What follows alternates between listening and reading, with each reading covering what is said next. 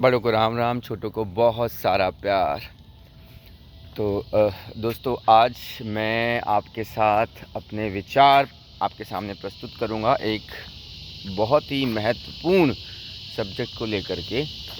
वो ये है कि हम लोगों ने देखा कि पिछले कितने सालों में, पिछले 15-20 सालों में, कि हमारे बोर्ड के जो बच्चों के रिज़ल्ट हैं, है ना, 99%, 99.8%, 96% कि इस यहाँ पहुँच चुके हैं। और वहीं पे अगर हम अपने समय से तुलना करें, जब हमारे बहुत मेहनत करने वाले बच्चे का रिज़ल्ट 70%, 80% बहुत मुश्किल से छूता था। तो अगर इन दोनों चीज़ों की तुलना की जाए तो मैंने देखा है कि अक्सर लोगों की सोच ये रहती है कि आजकल बच्चे जो हैं ज़्यादा पढ़ने लग गए हैं, है ना। और इसमें कोई दो राय नहीं, ज़्यादा पढ़ने लग गए हैं। पहले हमारे पास ज़्यादा पढ़ने का स्कोप होता ही नहीं था, हमें खेलना होता था या जो भी कुछ और चीज़ों में हम इन्वॉल्व होते थे। आजकल बच्चे बहुत ज़्यादा पढ़ने लग गए हैं, शायद ये रीज़न हो सकता है।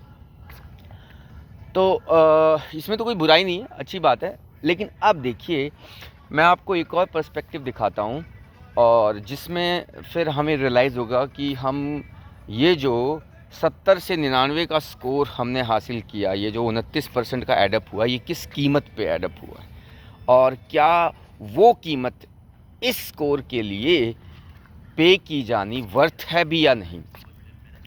तो देखिए, एक तो सबसे पहली जो चीज़ इस स्कोर को पाने में हमारे जो बहुत इंटेलिजेंट बच्चे जो 70 से 99 पे गए हैं, वो इस सफ़र में हमारे समय पे जिन बच्चों के 70% नंबर आते थे, उनसे कोई बहुत ज़्यादा होशियार बच्चे नहीं हो चुके हैं। वो उनसे कोई बहुत ज़्यादा कैपेबल बच्चे नहीं हो चुके। वो उनकी क्षमताएं उनसे कोई बहुत ज़्यादा नहीं हो चुकी हैं। तो यहाँ पे एक बात तो समझ में आती है, इसका मतलब तो भाई वो 70 बेहतर थे, या फिर मैं कहूँ इसका मतलब, चलो बेहतर नहीं कहते, इसका मतलब वो 70 इन 99 से बुरे तो नहीं थे। हाँ, अब दूसरी बात, अच्छा ऐसा क्यों कि ये 99 पे हैं फिर भी बेहतर नहीं है? तो ऐसा क्यों, मैं आपको बताता हूँ। देखिए, आज के जिस बच्चे के 99% नंबर आ रहे हैं, उसके 99% नंबर का कारण ये है कि जब वो बोर्ड की परीक्षा दे रहा होता है ना, तो ज़्यादातर सवाल उसके देखे हुए आते हैं और वो फटाफट सभी सवालों के हल निकाल लेता है। उसके देखे हुए सवाल आने के पीछे कारण ये होता है कि बोर्ड के पास अब जो सवाल बचे हैं बोर्ड की परीक्षा में पूछने के लिए, वो सारे के सारे सवाल आपको आर.डी. शर्मा में मिल जाएंगे, और बहुत सारे ऐसे प्राइवेट पब्लिशर्स हैं, आपको उनकी किताबों में वो सारे के सारे सवाल मिल जाएंगे। और बच्चे ने पूरे साल जब वो पढ़ाई कर रहा है तो 10-10, 12-12 बार वो सवाल किए होते हैं, तो इसलिए वो उन क्वेश्चंस को सॉल्व कर लेता है। यहीं पे अगर मैं बात करता हूँ आज से 20 साल पहले की या 25 साल पहले की, उस समय बच्चे के पास किताब के नाम पे सिर्फ एक एनसीईआरटी बुक होती थी, और एनसीईआरटी बुक के वो गिने चुने क्वेश्चन उसने किए होते थे। तो उस बच्चे के सामने जब वो एग्ज़ाम देता था, तो उसके सामने जो क्वेश्चंस आते थे, वो बहुत सारे क्वेश्चंस ऐसे होते थे जो उसने पहली बार देखे होते थे।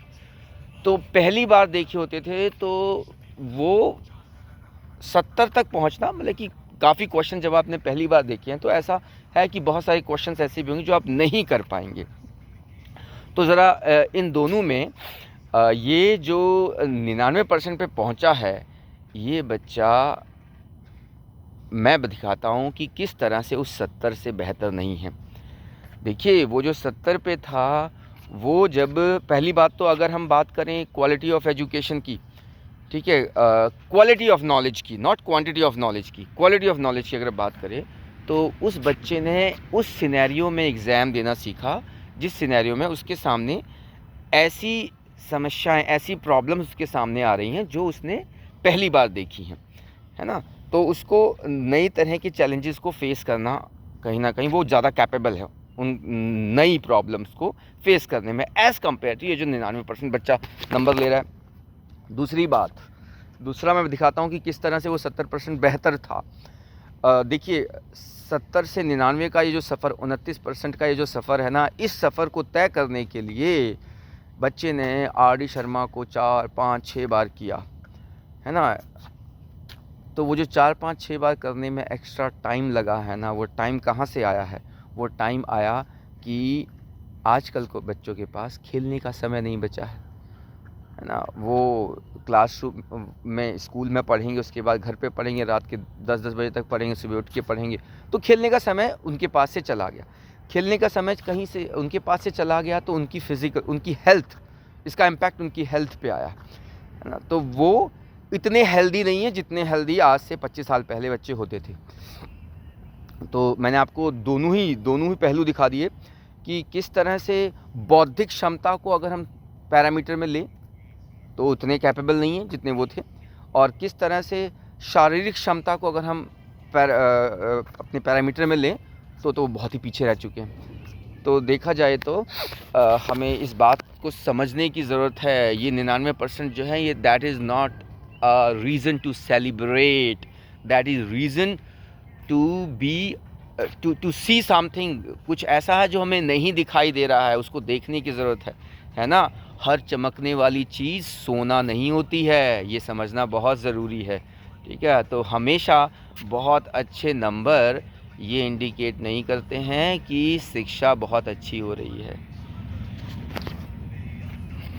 तो आपके साथ बहुत सारे और विचार मैं आप लोगों के साथ शेयर करूँगा। तब तक के लिए गुड बाय।